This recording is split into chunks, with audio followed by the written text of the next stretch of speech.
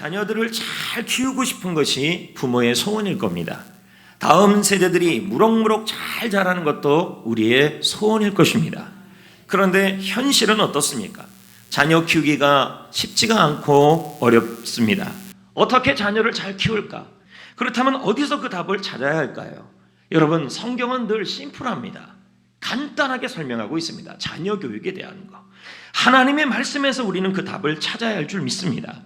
모세는 가나안 땅에 들어가는 이 세대들을 향하여 너희들이 앞으로 자녀들을 위하여 후손들을 위하여 너무너무 중요한 교육이 하나 있다라는 거예요. 이거 하나를 꼭 기억하라고 지금 말씀하고 있는 것입니다. 과연 그것이 무엇일까요? 신명기는 곧 들어갈 가나안 세대, 곧 들어갈 가나안 땅에 들어갈 그 세대를 향하여 하나님께서 모세를 통해 하신 말씀이 신명기예요. 그러면 오늘 말씀이 바로 모세가 가나안 땅이라는 에 들어가는 이 자녀들을 낳아야 되고 다음 세대들에게 해야 될 하나님의 중요한 메시지가 있다라는 것입니다. 그것이 무엇일까요? 먼저 본문을 보겠습니다. 9절 말씀입니다. 오늘 본문입니다. 시작. 오직 너는 스스로 삼가며 내 마음을 힘써 지키라. 여기서 이 너라는 말은 광야에서 태어난 세대를 의미합니다. 그리고 스스로라는 말은 자신에게, 그리고 삼가다라는 말은 자신에게 아주 중요하게 여길 일이 있다라는 것입니다. 너희들이 가나안 땅에 이제 들어갈 건데 그곳이 젖과 꿀이 흐르는 땅이긴 하지만 그 안에는 세속 문화가 있을 것이며 아이들을 키우기가 어려운 문화가 있을 것이며 우상의 문화도 있을 것이다. 위험한 곳이다. 이 아이들을 어떻게 키울 것이냐 했더니 너는 광야에서 태어난 너희 세대들은 이제 가나안 땅에 들어가면 정말로 자신에게 중요한 일이 있다. 삼가다란 말은 중요하게 여겨라. 그 다음에 내 마음에 힘써라는 말은 매우 엄청나게라는 뜻이고, 지키라는 말은 엄청나게 매우 집중하고 주의해야 될 일이 있다라는 것입니다. 여러분, 하나님은 가나안 땅에 들어가는 후손들에게 부모 세대, 그리고 이제 청년으로서 곧 자녀를 낳아야 될 세대, 그리고 장차 있어야 될 그 후손들을 위하여 말씀하시는 겁니다. 가나안 땅에 들어가서 세속적인 문화와 위험한 문화 속에서 살아가는 다음 세대를 위하여, 자녀 세대를 위하여 중요하게 여길 일, 엄청나게 집중해야 될 일이 있다라는 것입니다. 여러분, 하나님은 우리 모두에게 우리의 손주 손녀, 우리 자녀들, 그리고 우리 다음 세대들을 위하여 중요하게 여길 일이 있다. 엄청나게 집중할 일이 있다라고 말씀하고 있습니다. 그것이 무엇일까요? 오늘 본문 말씀에 보면 9절에 보면 너는 자신에게 중요하게 여기고 내 마음이 힘써 매우 엄청나게 주의해야 될 일이 있는데 그게 그 다음 구절에 나와요. 자, 읽어볼까요? 자, 자녀 교육의 중요한 구절입니다. 시작. 내가 눈으로 본 그 일을 잊어버리지 말라. 이 일이 뭐라는 거예요? 중요하게 여길 일이다. 집중해야 돼. 매우 집중할 일이다. 여기서 있다라는 말은 뭐냐면 네가 광야에서 본 그 일을 잊어버리지 말라. 무시하지 말라. 시들지 말라. 그 일을 들고 가나안 땅까지 들어가라. 내가 눈으로 본 그 일을 중요하게 여겨라. 광야 세대, 그리고 가나안 땅에 들어가는 그 세대, 너희들이 광야에서 눈으로 본 그 일을 기억하는 일에 시들지 말고 그 일을 무시하지 말아야 한다. 그 일이 너무 중요하다는 얘기입니다. 누구를 위해? 후손과 자손을 위하여. 그 일이 무엇일까요? 그들이 광야에서 본 일이 무엇일까요? 많은 일이 있겠죠. 구름기둥, 불기둥으로 하나님이 인도한 일. 그러나 그들이 매우 자주 보았던 일이 뭐냐면 모세가 기도하여 응답받았던 일들이 그들의 눈에 본 일들입니다. 예를 들면 보겠습니다. 이스라엘 백성들이 모세와 함께 광야에서 사흘길을 걸어갔습니다. 그들은 목이 몹시 목말랐습니다. 그런데 물이 너무 썼어요. 그때 모세가 어떻게 합니까? 기도합니다. 자, 출애굽기 15장 25절 읽어볼까요? 시작. 모세가 여호와께 부르짖었더니 여호와께서 그에게 한 나무를 가리키시니 그가 물에 던지니 물이 달게 되었다. 자, 모세가 기도했더니 어떻게 해요? 쓴물이 달아졌다라는 그 일을 그들의 눈으로 본 거죠. 그 일을 뭐 하라는 거예요? 잊지 말라. 가나안 땅에 들어가면 잊지 말라. 이 말은 뭐예요? 기도의 능력을 잊지 말라 이 말이죠. 자, 모세가 또 기도할 때 아말렉이라는 적군을 이기게 되는 것도 보았습니다. 출애굽기 17장 11절 다 같이 읽어봅니다. 시작. 모세가 손을 들면 이스라엘이 이기고 손을 내리면 아말렉이 이기더니. 그렇죠. 이것도 눈으로 본 거예요. 본 거죠. 이 일을 뭐예요? 이 일을 너희들이 눈으로 본 그 일을 뭐 하지 말라?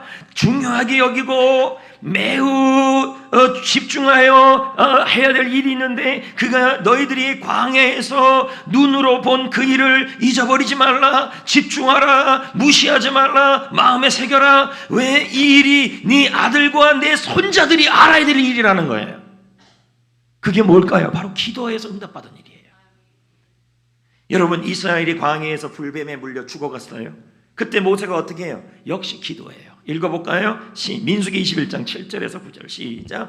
여호와께 기도하여 이 뱀들을 우리에게서 떠나게 하소서. 모세가 백성을 위하여 기도하매 여호와께서 모세에게 이르시되 불뱀을 만들어 장대 위에 매달아 하라. 물린 자마다 그것을 보면 살리라. 모세가 놋뱀을 만들어 장대 위에 다니 뱀에게 물린 자가 놋뱀을 쳐다본즉 모두 살더라. 할렐루야. 광야에서 이스라엘 백성들이 본 일이 뭘까요? 모세가 기도했더니 하나님이 그 기도에 일하셨다는 거예요. 그 외에도 광야에서 기도하는 기도를 통하여 하나님의 일하심을 이스라엘 백성들은 수없이 본 겁니다. 반석에서 물이 나오고 홍해가 갈라지고 만나와 메추라기를 통하여 하나님께서 먹이셨던 일들을 그들은 끊임없이 본 것입니다. 이들은 모세의 기도를 통하여 하나님의 일하심을 옆에서 본 것입니다. 이것이 기도의 능력이죠. 그래서 모세는 가나안 땅에 들어가는 다음 세대의 광야 세대들에게 하나님의 말씀을 전한 겁니다. 너희들 가나안 땅에 들어가면 자녀들 키우기가 어려울 것이다. 아들들 키우기가 어려울 것이다. 후손들 키우기가 어려울 것이다. 그것은 위험한 곳이고 가나안 7족속이 있고 이 우상의 문화가 있고 타락의 문화들이 있을 것이다. 이런 상황에서 하나님을 믿게 하기가 너무 어려울 것이다. 너희들 자녀 키우기가 너무 어려울 것이다. 그러나 하나를 기억하라. 그것은 뭐냐면 광야에서 너희들이 눈으로 본 일이 있다. 그것이 뭐냐면 기도라는 것입니다. 기도가 시들지 말아라. 기도를 무시하지 말아라. 기도하는 일에 최선을 다하라. 자녀를 위해 기도하라. 다음 세대를 위해 기도하라. 후손을 위해 기도하라. 그것을 중요한 일로 여기고 있는 것입니다. 강중민 목사는 말합니다. 읽어봅니다. 시작. 기도하지 않는 것은 아주 위험한 일이다. 기도는 씨앗과 같아서 기도하는 것은 우리의 미래를 위해서 씨앗을 심는 일과 같기 때문이다. 씨앗을 심지 않으면 추수를 기대할 수 없다. 이와 같이 기도하지 않으면 장래에 거둘 것이 없다. 그래서 모세는 이제 광야 세대들에게 가나안 땅에 들어가서 너희들 지금 있는 아이들 어떻게 키울 거냐, 앞으로 태어날 아이들 어떻게 키울 거냐, 그리고 앞으로 태어날 후손들을 어떻게 키울 거냐, 나는 너희들에게 아주 심플한 방법을 알려주겠다. 내가 키워주겠다. 그러기 위해서 너희들이 광야에서 눈으로 본 일이 있다는 거예요. 그게 기도의 능력이라는 거예요. 이 자녀를 위해, 다음 세대를 위해, 손주 손녀를 위해서 내가 할 수 있는 일이 뭐냐면 기도이고, 그 일이 매우 중요한 일이고, 그리고 그 일을 매우 집중해서 너희들이 가슴에 새겨야 될 일이라는 거예요. 그리고 이 일을 어떻게 해요? 평생 동안 하라 그래요. 자, 본문 계속 보세요. 자, 신명기 4장 9절이 계속 연결이 돼요. 내가 생전하는 날 동안에 내 마음에서 떠나지 않도록, 표준 세번역은 해석해요. 평생토록 그것들은 광야에서 본 일이, 그것은 뭐예요? 기도하여 응답받고 기도하여 하나님이 하신 그 일들, 그리고 기도의 능력들이 너희들의 마음에서 사라지지 않게 하라. 무슨 뜻입니까? 평생도록 손주 손녀를 위해 기도하는 일이 마음에서 떠나지 말아라. 죽을 때까지 자녀들을 위해 기도하는 일이 마음에서 사라지지 않도록 하라. 그리고 평생도록 나의 자손들을 위하여, 후손들을 위하여 기도하는 일이 시들지 않도록 하라. 지금 그 말씀을 하고 있는 것입니다. 시편 116편 2절을 봅시다. 읽어봅니다. 시작. 내가 평생에 기도하리로다. 네, 평생 기도해 주라는 겁니다. 여러분 자녀를 볼 때 기대감도 있지만 염려가 될 때가 많아요. 부족한 부분이 보여요. 어떨 때 보면 몸도 약하고 고집도 세고 개구장이고 말도 잘 안 듣고 이제는 청년이 되어서 머리가 커졌는데 아직도 40인데 청년이고 성적은 떨어지고 그럼에도 불구하고 우리는 이 자녀를 위하여 하나님이 키우도록 하셔야 하는 거예요. 왜요? 그래야 하나님이 왜 우리가 키우도록 어떻게 키우도록 하셔야 하냐면 기도라는 것입니다. 이엠 바운주는 말합니다. 읽어봅니다. 시작. 기도는 하나님이 주시기로 계획하신 축복을 실어 나르는 도구이다. 뭐가요?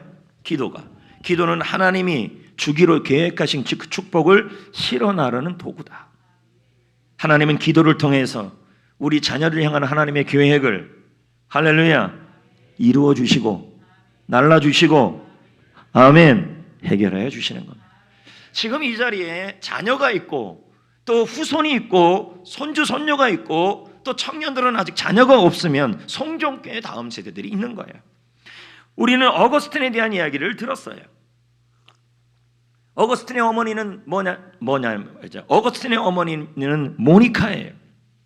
그녀의 성품은 온유하고 밝은 성격이라고 말하고 있습니다. 하지만 그녀의 남편의 성격은 불같은 성미를 가졌다 그래요. 그냥 확. 거기다가 가정에 충실하면 좋은데 가정에도 충실하지 않는 남편이었어요. 그럼에도 불구하고 남편의 부당한 행동 앞에서도 모니카는 남편이 화가 가라앉은 이유를 기다린 이후에 그 이후에 자기 입장을 아주 부드럽고 지혜롭게 설명을 했다 그럽니다. 그래서 마차를 피하는 아주 지혜로운 여인이 바로 이 모니카라고 합니다. 그녀는 성경을 항상 읽고 기도 생활을 하던 어머니였죠. 아들 어거스틴은 참 바르게 잘 자랐어요. 어머니의 믿음을 영향을 받아서. 하지만 그가 대도시로 유학을 가게 된 거죠. 말 그대로 이제 가나안 땅으로 간 거죠. 세상 풍습과 문화와. 그래서 그는 그렇게 부모님 밑에서 잘 자라고 구했던 신앙이 대도시로 유학을 가고 나서 유흥과 환락에 빠지게 되는 겁니다. 그렇게 믿음이 좋았던 어거스틴이었는데 마음을 잡지 못하고 그는 하나님을 거절하기 시작합니다. 부모 없이 여자와 동거를 시작하고 아들까지 낳았습니다.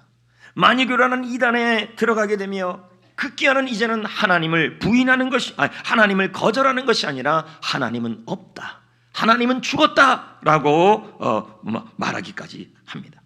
어머니 모니카는 이런 아들이 이런 생활을 한다는 사실에 마음이 찢어질 정도로 아팠습니다. 아들은 성경과 계속 멀어지고 점점 멀어지는 그 자녀의 모습을 보면서 어머니는 그럼에도 불구하고 포기하지 않고 계속 기도했습니다. 이렇다고 오은실치를 불러올 수도 없고 말도 안 듣고 어떻게 키우겠냐는 거예요. 지금 여러분 자녀들 말 듣지 않은 자녀들이 훨씬 많아요. 특히 이제 20살이 넘어가고 이제 직장 생활하는 분을 보세요. 이제 부모를 가르치죠. 머리가 굵어졌다고. 신앙 앞에서도 부모를 가르쳐요. 그럼에도 불구하고 이 모니카는 포기하지 않고 기도를 드렸습니다. 오늘 말씀에처럼 신명기 4장 9절에처럼 무슨 말을 합니까? 너는 스스로 중요하게 여길 일, 스스로 매우 집중할 일이 있는데 네가 광야에서 모세가 기도했던 그 기도의 능력을 어떻게 해요? 마음에 잊어버리지 말고 네가 평생 동안 이 일에 마음에 떠나지 말고. 이건 자녀를 위해 기도하라는 얘기죠. 모니카는 포기하지 않고 기도를 드렸습니다. 왜요? 여러분, 사람의 마음을 돌이킬 수 있는 분은 하나님밖에 없습니다. 믿으시면 아멘. 여러분의 자녀의 마음, 손주 손녀의 마음, 할렐루야, 바꾸고 변화시키는 것은 우리 하나님이신 줄 믿습니다. 역대상 5장 26절, 에스겔 36장 26절 다 같이 읽어봅니다. 시작. 하나님이 이 마음을 일으키시고 네, 그 다음은요. 너 육신에서 굳은 마음을 제거하고 부드러운 마음을 줄 것이다. 사람의 마음을 일으키고 사람의 마음을 부드럽게 만드는 분은 우리 하나님이시라는 것입니다. 할렐루야. 하나님이 여러분의 자녀의 마음을 바꾸어 주시고, 아멘. 하나님이 여러분의 손주들의 마음을 변화시켜 주시고, 할렐루야. 그래서 하나님을 사랑하는 자녀들과 손주, 손녀, 다음 세대들이 돼야 할 줄 믿습니다. 어거스틴은 세상 쾌락과 이단 종교에 빠져 어머니로부터 받은 믿음을 모두 다 잃어버렸습니다. 방학 때 아들은 집으로 돌아옵니다.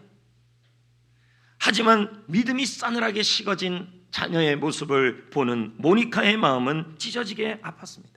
어머니가 말했습니다. 얘야, 성경 좀 읽자. 그랬더니 어거스틴이 말합니다. 어머니, 그런 책은요, 어머니같이 무식하고 미신적인 어리석은 사람이라 보는 겁니다. 저같이 대학 다니고 철학적이고 논리적이고 법학을 공부한 사람들은 보는 거 아닙니다. 우리같이 철학을 연구하는 사람은요, 그런 책들 안 봅니다. 미련하고 무식한 사람들이 보는 그런 책이 바로 성경책입니다. 이 어머니의 마음이 얼마나 힘들었겠습니까?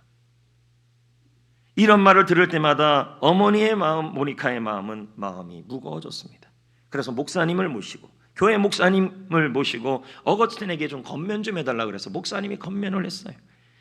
하나님은 이렇습니다. 성경은 이렇습니다. 하나님은 이렇게 살아계십니다. 했더니 어거스틴이 계속 하는 말이 웃음을 치는 거예요. 모니카가 이 자식을 어떻게 키울 수 있겠습니까? 모니카가 할 수 있는 일은 없었습니다. 하나님이 키워주셔야 될 일밖에 없었습니다. 그래서 그가 할 일은 뭐예요? 포기하지 않고 기도하는 일이었죠. 이제 어거스틴은 대학을 졸업했습니다. 그런데 이번에는 더욱더 마니교 교리에 더 깊이 심취하여 그곳에서 마니교에서 마음의 평안함을 찾으려고 했습니다. 하지만 마음에 평안하지 않았어요. 그러자 이제는 무슨 상태까지 왔냐면 병에 걸렸는데 중병에 걸렸어요. 그렇게 하나님은 죽었다, 하나님은 없다 그러는데요, 이 어거스틴이 중병에 걸리자 뭐 하기 시작하냐면 기도를 하는 거예요. 하나님, 저는 큰 죄인입니다. 하지만 내 어머니가 나를 위해 기도하고 있는 걸 알고 있습니다. 수천 킬로미터 떨어진 곳에서 나의 어머니가 나를 위해서 기도하고 있습니다. 나는 어머니가 나를 위해 기도하는 것을 보았습니다. 하나님, 저의 기도가 아니라 어머니의 기도를 들으시고 나를 고쳐주옵소서. 그렇게 기도를 했어요. 울면서, 아프니까.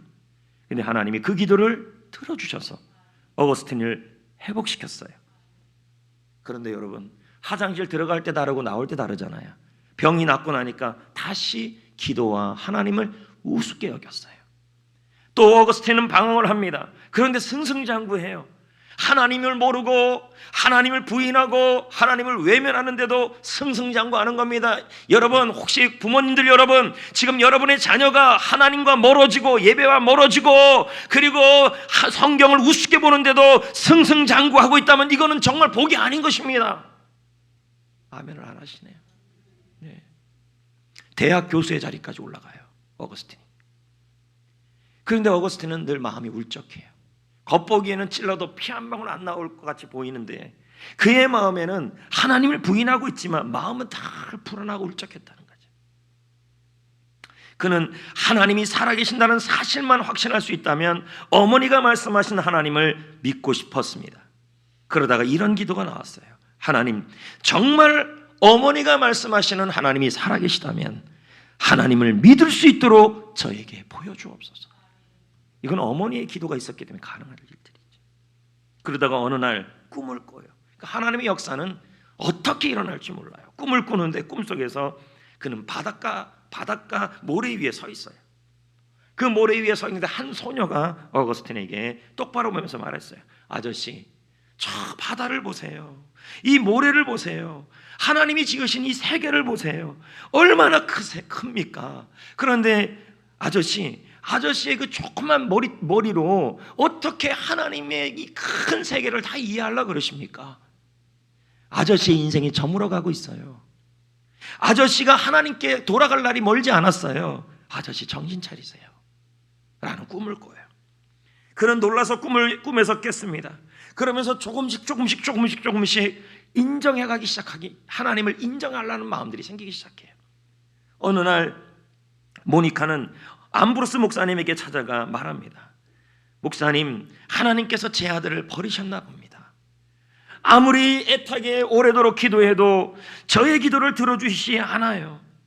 제 아들이 하나님께 돌아오기를 수십 년을 기도했습니다. 그런데 이 아들이 아무런 변화가 일어나지 않고 아이는 더 나빠지고 있습니다. 저는 이제 어쩌면 좋습니까? 암브로스 목사님이 말합니다. 자매님 걱정하지 마세요. 자매님 염려하지 마세요. 계속 기도하세요. 포기하지 말고 기도하세요. 기도하는 자식은 망하지 않습니다. 눈물로 기도하는 어머니가 있는 아들은 결단코 망하지 않을 겁니다. 유명한 말이잖아요.